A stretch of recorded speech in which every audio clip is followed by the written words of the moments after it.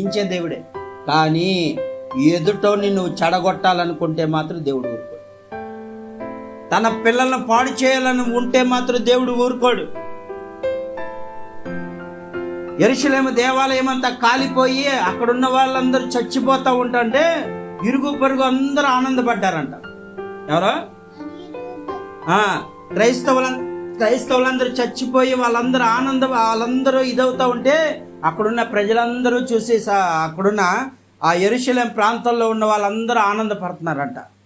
వీళ్ళ దేవుడు పూజించే వాళ్ళు వీళ్ళని చంపేశాడని ఆనందపడతా ఉంటే దేవుడు చూస్తూ ఊరుకోలేదు. వాళ్ళను కూడా ఒక రోజున ఏం చేశాడు, బబులోను రాజు వచ్చి వాళ్ళను కూడా చంపేయటం మొదలుపెట్టాడు.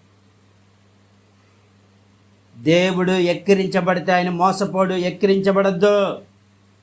దేవుని కోపానికి గురి అవ్వకూడదని ముందుగానే తన ప్రేమను ప్రకటిస్తున్నాడు.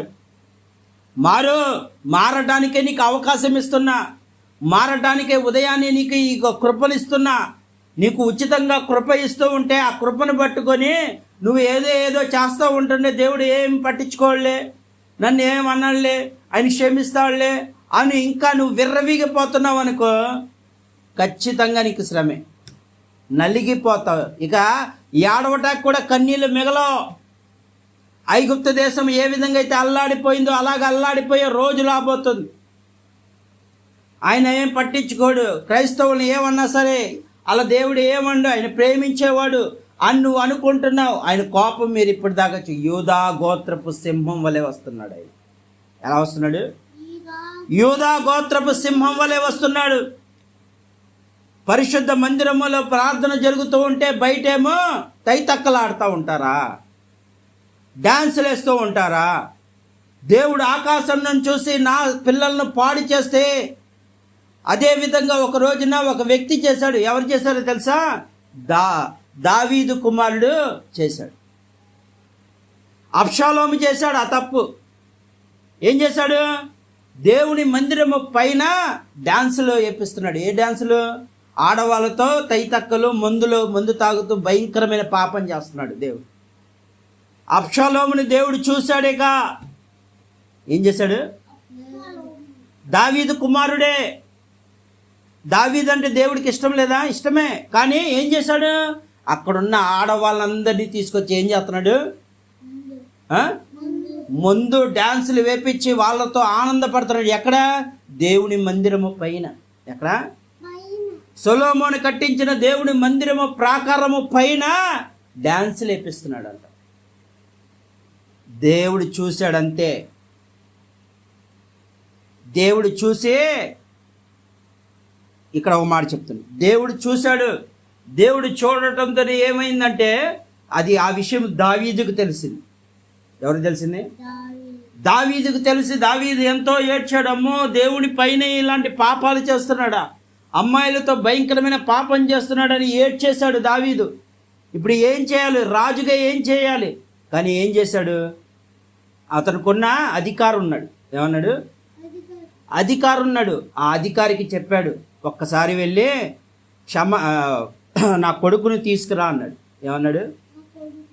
నా కొడుకుని తీసుకురామనగానే అప్పుడు ఆ కొడుకు దగ్గరికి వెళ్ళాడు. ఎవరు వెళ్ళాడు? ఆ యొక్క మంత్రి వెళ్ళాడు. ఆ సైన్యాధిపతి వెళ్ళాడు. జోషువా అనే సైన్యాధిపతి వెళ్ళాడు. ఆ సైన్యాధిపతి వెళ్ళినప్పుడు అక్కడ ఏం జరిగిందంటే, ఆ మందిరములో ఎప్పుడైతే జోషువా సైన్యంతో రావటం మొదలెట్టాడో అక్కడ ఏమైంది? అబ్షాలోముకి భయం కలిగి ఆ ప్రాకారాలు పట్టుకొని, నేను తప్పు చేశాను, నన్ను క్షమించు, నేను రాను, రాజు దగ్గరికి వస్తానని చంపేస్తాడు అంటే, నువ్వు రావాలి, మీ తండ్రి గారు ఆజ్ఞ రమ్మన్నాడు, నీకు క్షమాపణ పెడతాడా అన్నాడు. అయితే క్షమాపణ పెడతాడా అని చెప్పి మామూలుగా నవ్వుకుంటూ వస్తూ ఉండగా దేవుడు ఊహించాడు. కోపం రగిలిపోయింది. ఎవరికే? పశ్చాత్తాపం లేదు సొలొమోను. ఎవరికే? అబ్షాలోముకి. అప్పుడు ఎమ్మటే ఏం చేశాడంటే సైన్యాధిపతి కత్తితో నరికేశాడు. ఎంత నరికేశాడు? కత్తితో నరికేశాడు. భయంకరంగా పేగులు తెగిపోయి చచ్చిపోయాడు. దేవుని ఎక్కడైతే ఆనందపడ్డాడు, ఎక్కడ? దేవుని మందిర ప్రాకారం మీదే ఏమైపోయాడు? రక్తము కారిపోయి మొత్తం పేగులని తెగిపోయి భయంకరంగా చచ్చిపోయాడు. దేవుడు ఊరుకోడు. దేవుని మందిరంలో చండాల పనులు చేస్తే దేవుడు ఊరుకోడు. ఈ రోజున చాలామంది అదే చేస్తున్నారు. పరిశుద్ధ ప్రార్థన పెడుతున్నారు, అక్కడే డ్యాన్సులు. దేవుడు ఊరుకుంటాడా? వాళ్ళందరూ శ్రమల పాలవుతారు. వాళ్ళకి నెమ్మది ఉండదే. దావీదు ఎంత రాజు అయినా సరే దేవుడు ఒక అధికారం ఇచ్చినప్పుడు దావీదు ఏం చేయాలి? తన కుమారుణ్ణి మందలించడమో ఏదోటి చేయాలి. కానీ పట్టించుకోపోయేసరికి ఏమైపోయాడు? ఇప్పుడు దేవుని కోపానికి గురైపోయాడు. అందుకే దేవుని వాక్యం సెలవిస్తుంది, ప్రియ దేవుని తన పిల్లల్ని చాలా జాగ్రత్తగా పెంచమన్నాడు దేవుడు. దేవుని మందిరంలో నిష్టానుసారంగా ఉండటానికి వీల్లేదు. దేవుడు ఏమంటున్నాడు? దేవుని మందిరంలో ఇష్టానుసారంగా ఉండటానికి వీల్లేదు. దేవుని మందిరం అంటే చాలా భయం కలిగి భక్తి కలిగి వెళ్ళాలి. నీ ఇష్టానుసారంగా వెళ్ళి ఏమవుదులే, ఏం పర్వాలేదులే నువ్వు అనుకుంటున్నావు, దేవుడు ఊరుకోడు. దేవుని మందిరంలో వాక్యము దైవజనులు చెప్తూ ఉండగా నువ్వు వేరే వాళ్ళతో మాట్లాడుతూ ఉండి ఒకటి చెడగొడుతున్నావే, దేవుడు ఊరుకోడు. అక్కడ దైవజనులు కంఠాబద్ధంతో గట్టిగా దేవుని వాక్యాన్ని చెప్పి నిన్ను మార్చాలని చూస్తూ ఉంటే నువ్వు మారడమే కాక ఇంకొని చెడగొడుతున్నావు, దేవుడు ఊరుకోడు. దేవుని మందిరములో చాలా జాగ్రత్తగా ఉండాలి. నీవు నడిచే, అందుకే ప్రసంగి 5:11 ఒకటే ఉంటుంది, నీ దేవుని మందిరంకి వెళ్ళినప్పుడు నీ ప్రవర్తన జాగ్రత్తగా చూసుకో. అక్కడ మాట్లాడేది ప్రపంచాన్ని పరిపాలించే దేవుడు. దైవజనుల ముఖకాంతిలోంచి దేవుడు మాట్లాడుతున్నప్పుడు నువ్వు ఎలా ఉండాలంటే ఆయన యందు భయము భక్తి ఉండాలి. అమ్మో దేవుడు చూస్తున్నాడు, నేను ఇలా అల్లరి చేయకూడదు. దేవుడు చూస్తున్నాడు, దేవుడు అందరినీ ఎవరినైనా చెడగొడితే కోపం రగిలిద్దేమో అని భయముతో ఉండాలి తప్ప ఈ రోజున దేవుని మందిరంలో ఏమవుతుందంటే ఇదే జరుగుతుంది. ఒక పక్క దైవజనులు వాక్యం చెప్తూ ఉంటే పాటలు పాడుకునేటప్పుడేమో చప్పట్లు చక్కగా కొడతారు, ఆరాధిస్తారు, అంతా బాగానే ఉంటుంది. వాక్యానికి వచ్చేసరికి మాత్రం అప్పుడే ఫోన్లు మాట్లాడతాం. ఏం ఫోన్ మాట్లాడితే ఇంకోళ్ళు చూడరా? ఇప్పుడు ఫోను వస్తుంది, బయటికి వెళ్ళి మాట్లాడుకోవాలి, దాన్ని సైలెంట్లో పెట్టాలి ప్రార్థన అయ్యేంతవరకు. మరి ఆ ఫోను మాట్లాడుతూ ఉంటే ఇంకోటి చూస్తాడు. అంటే ఇప్పుడు వాక్యం వింటారా వినరా వీళ్ళు? ఇప్పుడు నువ్వు ఎవరిని చెడగొడుతున్నావు? నువ్వు చెడిపోవడమే కాక ఇంకొని చెడగొడుతున్నావు. దేవుడు ఊరుకుంటాడా? అయ్యా నేను ఎంత ప్రార్థన చేసినా నీకు జవాబు రాదు. ఒక పిల్లవాడిని నాశనం చేస్తూ ఉంటే దేవుడు ఊరుకోడు. ఎవరో నశించిపోతున్నాడు. ఆ నశించిపోయే వాడితో దేవుడు మాట్లాడుకుంటున్నప్పుడు ఆయన మాట్లాడి సరిచేసుకోవాలంటుంటే నువ్వు వెళ్ళి అడ్డగిస్తూ ఉంటే దేవుడు ఊరుకుంటాడు అనుకున్నావేంటి? దేవుని మందిరంలోకి వెళ్ళేటప్పుడు ఇలాగే జరుగుతున్నాయి. అనేక మంది ఇలాగే ఏమైపోతున్నారు? అయ్యా మా ప్రార్థన ఎందుకు వస్తుంది? రాదు. ఒకటి చెడగొట్టే మనస్తత్వం ఉంటే దేవుడు రానివ్వడు. నువ్వు ఎంత ప్రార్థన చేసినా నీ చుట్టూ సైతాన్లు పట్టి పీడితాయే తప్ప దేవుని యొక్క దూత కూడా అక్కడికి రాలేదు. ఎందుకు? నీవు చెడిపోయావు కాబట్టి ఇంకోటి చెడగొట్టడానికి వీల్లేదు. అక్కడ దైవజనుడు దేవుని వాక్యం మాట్లాడుతూ ఉన్నప్పుడు నీవు ఎంత అయ్యో దేవుడు నాతోనే మాట్లాడుతున్నాడు అనే మనస్తత్వం కలిగి ఉండాలి. ఈరోజు అలా లేదు. మందిరంలోకి వెళ్తున్నారు, వాక్యం ఏమైనా సౌండ్లు వస్తే అడి తిరిగిపోతారు. పిల్లలు అల్లరి చేస్తూ ఉంటే వాళ్ళతో మాట్లాడుతూ ఉంటారు. ఆటలు ఆడుకోండి, ఇంట్లో వెళ్ళి ఆడుకో. దేవుడు అదే అంటున్నాడు, ఇంట్లోకి వెళ్ళి ఆడుకో. అంతేగాని దేవుని మందిరంలో ఇష్టానుసారంగా అప్పుడే పిల్లలకి ఏంటి మళ్ళా చాక్లెట్లు బిస్కెట్లు అవి తినేటప్పుడు ఆ సౌండ్లు. వాక్యం ఎలా వెళ్తుంది? ఎవరికి వెళ్తుంది? చెడగొడుతున్నావు. దేవుడే చెప్తున్నాడు, చెడగొడుతున్నావు. నువ్వు ఖచ్చితంగా శ్రమ ఉంటుంది. నువ్వు ఊహించిన రీతిగా ఇప్పుడు అతను ఎంతో కష్టంతో వచ్చాడు. దేవుడి మందిరానికి ఎవరు వస్తారు? బాధల్లో ఉన్న వాళ్ళు ఎక్కువగా వస్తూ ఉంటారు. ఎవరు వస్తారు?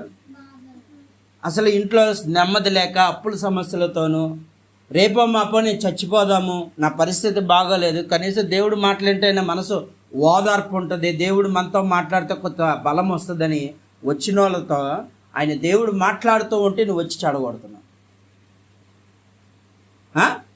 దేవుడు ఎలా ఊరుకుంటాడు? ఒక్కసారి నీ ఆత్మ పరిశీలన చేసుకో.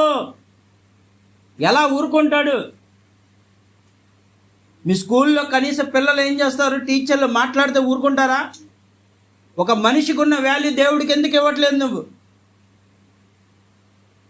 మనిషి కన్నా దేవుడు గొప్పవాడా, మనిషి గొప్పవాడా? మరి దేవుడి యందు ఎలా ఉంటున్నావు నువ్వు? దేవుడి యందు ఎలా ఉంటున్నావు? ఇప్పుడు అమ్మ డ్యూటీ చేస్తూ ఉంటుంది, ఆ డాక్టర్ గారు చెప్తే మాట్లాడుతూ ఉండగా ఏం వేరేగా మాట్లాడుకుంటూ ఉంటే ఊరుకుంటుందా? అక్కడ ట్రీట్మెంట్ చెప్పే ఆ మాట వినాలి. ఇప్పుడు ఎవరైతే మేడం గారు ఉంటారో ఆమె ఏం చెప్పిద్దో అదే ఇండిషన్ చేయాలి, అదే ఇది చేయాలి. ఆమె వేరేగా అదే మాట్లాడుకుంటూ ఉంటే ఏం వేరే వాళ్ళతో మాట్లాడుకుంటే తీసేస్తారు ఇక. అంటే ఒక మనిషికి అంత కోపం ఉన్నప్పుడు ఆయన తన పిల్లలు చేసుకున్న దేవునికి ఎంత కోపం ఉంటుంది? అంటే మనుషులకు ఒక రూలు, దేవుడికి ఒక రూలా? ఆత్మపరిశీలన చేసుకో. నువ్వు మందిరానికి వెళ్తున్నప్పుడు నీ హృదయాన్ని సరి చేసుకో. ముందు వెళ్ళి ఆయన మాటలు వినటానికి వెళ్ళు, అంతే. ఆయన మాటలు విని ఏమైనా మార్చుకోవాలంటే మార్చుకో. అంతేగాని నువ్వు చెడిపోవడం కాక ఇంకోని చెడగొడతా ఉంటుంటే దేవుని సాక్ష్యం అడుగుతూ ఉంటుంది. దేవుడు నువ్వు ఏ పని చేసినా దానికి ఒక ఆయన ఏంటి, నువ్వు దేంతో కొలుస్తావో దాని ద్వారానే నిన్ను కూడా కొలుస్తాడు దేవుడు. ఏ జానతో కొలుస్తున్నావో ఆ జానతోనే నిన్ను కూడా కొలుస్తాడు. ప్రతిదీ ఒక లెక్క ఉన్నప్పుడు దేవుడికి ఎందుకు నువ్వు ఇవ్వట్లేదు విలువ? దేవుని మందిరానికి వెళ్తే తినటానికి వెళ్ళాలా? అయ్యి కొనుక్కుంటాక వెళ్ళాలా? వాక్యం విను, దేవుని మాటలు విను. ఆ తర్వాత అంతా అయిపోయిన తర్వాత నీ ఇష్టం. దేవుని మందిరంలోని తినటం మంచిదే, కానీ అంతా అయిపోవాలి. ఎంత అయిపోవాలి? ఆమేనన్నంత వరకు నువ్వు ఏది తీయకూడదు. నీ మనస్సు, హృదయం అంతా నా దేవుడు నాతో మాట్లాడుతున్నాడు అనే భావం ఉండాలి. అలాంటి మనస్తత్వం ఉన్నప్పుడు నీలో దేవుని వాక్యము వెళ్తుంది, నీవు కూడా మారుతావు. ఇప్పుడు అల్లరి చేసే పిల్లలు ఇంకా అల్లరి చేస్తున్నారంటే మందిరానికి, వాళ్ళ మనసులు మారట్లా. ఎందుకు మారట్లేదంటే వాక్యం వినట్లేదు, వాక్యం హృదయంలోకి వెళ్ళట్లేదు. అందుకే మీరు అల్లరి మానట్లేదు. అందుకే ఇప్పుడు మీరు ఏమవుతున్నారు? దేవుని పిల్లలు కాస్త సాతాను పిల్లలు అనిపించుకుంటున్నారు. వాళ్ళ వాక్యం వింటూ ఉంటే మీరు డిస్టర్బెన్స్ చేస్తూ ఉంటే దేవుని కోపం రగులుతుంది. అందుకే ఈ రోజున మీకేంటి? అన్నీ దెబ్బలే, అన్నీ అవమానాలే. ఎందుకు వస్తున్నాయి అనుకున్నా? నీ చేష్టల వల్ల. గుర్తుపెట్టుకో. అందుకే నువ్వు ఎక్కడికి వెళ్ళినా విజయం పొందుకోలేకపోతున్నావు, నెమ్మది లేకుండా పోతుంది. అనుక్షణం మనుషులు చూస్తే భయం, అప్పులను చూస్తే భయం, వాళ్ళని చూస్తే భయం. భయం ఎందుకు వస్తుందంటే నీలో వాక్యం పనిచేయట్లే, దేవుడి మాటలు వెళ్తలా. దివారాత్రులు నా వాక్యము ధ్యానించేవాడు ధన్యుడు అని దేవుడు చెప్తున్నాడు. నీ హృదయము వింటలేదు. ఈ రాత్రి దేవుడు చెప్తున్న మాట ఒక్కటే, నీ మనసును మార్చుకో, నీ ప్రవర్తన మార్చుకో. లేదంటే అబ్షాలోము ఎలాగ చచ్చిపోయాడు అలాగే చనిపోతావు, నరకంగా చచ్చిపోతావు. నరక వేదన ఎలా ఉంటుందో అలాగ ఉంటుంది నీ పరిస్థితి. నిలువెల్ల నలిగిపోతూ ఉంటావు. ఈ రాత్రి దేవుడు చెప్తున్న మాట ఒక్కటే, మార్చు. సాక్ష్యం ఉంటుంది. నువ్వు ఏ పని చేస్తున్నావో నీ చేతులు కూడా సాక్ష్యం చెప్తాయి. గుర్తుపెట్టు. నువ్వు నాలుకతో ఒకవేళ ఎవరినైనా చెడగొట్టాలని నీ కళ్ళు కూడా సాక్ష్యం చెప్తాయి. నువ్వు కూర్చున్న ఈ ప్లేస్ కూడా సాక్ష్యం చెప్పింది. పలానా ప్రిన్స్ బాబు, పలానా అమూల్య వర్షిని ఇక్కడ ఒక వ్యక్తి కూర్చుంటే చెడగొట్టారు, ప్రార్థన వినకుండా చేశారు కనుక వీళ్ళకే శిక్ష వేయాలి చెప్పిద్ది. నువ్వు కూర్చున్న ప్లేసు, నువ్వు కూర్చున్న చాప అన్నీ ఒకరోజు చెప్తాయి సాక్ష్యాలు. పలానా వ్యక్తి ఎంతో బాధలతో వస్తే వీళ్ళ అల్లరి వల్ల 4 ఆత్మలు నరకానికి వెళ్ళిపోతాయి. నిలకడగా ఉండట్లా నీ మనసు. ఈ రాత్రి పరిశుద్ధాత్మ దేవుడు చెప్తుంది ప్రతి ఒక్కరికి అదే, నిలకడలేని మనసు నరకమయమే. గుర్తుపెట్టుకో. స్థిరత్వం ఉండాల. స్థిరత్వం లేకపోతే నువ్వు ఎక్కడికి వెళ్ళినా విజయం ఉండదు. ఇక స్థిరత్వం, దేవుని యందు స్థిరత్వం ఉండాలి, దేవుని ప్రార్థన యందు స్థిరత్వం ఉండాలి. వాక్యము చెబుతున్నప్పుడు దేవుని మాటల కోసం స్థిరత్వం కలిగి ఉండాలి. స్థిరత్వం లేకపోవటం ద్వారా నువ్వు కుప్పకూలిపోతున్నావు. ఇప్పుడు 4 బిల్డింగులు ఉన్నాయనుకో, ఒక బిల్డింగ్ ఉంది, ఆ బిల్డింగ్ మధ్యలో ఏముంటుంది? పిల్లర్లు ఉంటాయి.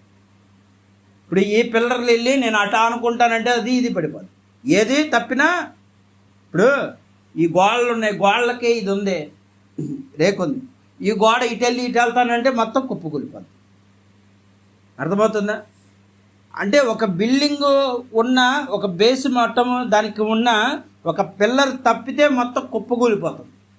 ఒకటి ఇరిగిందంటే మొత్తం ఇరిగిపోతాయి. అంటే అది స్థిరత్వంగా ఉంది కాబట్టి అది ఎలా నిలబడుతుంది? ఆ బిల్డింగు స్థిరంగా ఉంటుంది. అర్థమవుతుందా? అదే అది ఒకవేళ నీళ్లు చేరిపోయి అదంతా బీట్లు ఇచ్చేసి మొత్తం ముక్కలు రాలిపోయి పడిపోయింది అనుకో, మిగతాది కూడా మొత్తం పడిపోతుంది, చచ్చిపోతుంది. అర్థమవుతుందా? స్థిరత్వం ఉండాలి. స్థిరత్వం లేకుండా ఎక్కడికి వెళ్ళినా నీకు ప్రయోజనం లేదు. దేవుడు అదే చెప్తున్నాడు. వాక్యం చెప్పేటప్పుడు నిద్ర ఎందుకు వస్తుంది నీకు? పాటలు పాడేటప్పుడు అంతా బాగానే ఉంటుంది, రాత్రి మళ్ళీ పడుకునేది ఎందుకు వస్తుందంటే నీ మనసు లేదు దేవుడి దగ్గర. ఈ రాత్రి పరిశుద్ధ ఆత్మదేవుడు చెప్తున్న మాట వినండి, మనసును మార్చుకోమని. దేవుడు చెప్తున్న మాట హెచ్చరికను, ఇది హెచ్చరిక. నీవు సరిచేసుకుంటే నీ బ్రతుకు మారిపోతుంది. ఈ కొద్ది మాటలు దేవుడు దీవించు.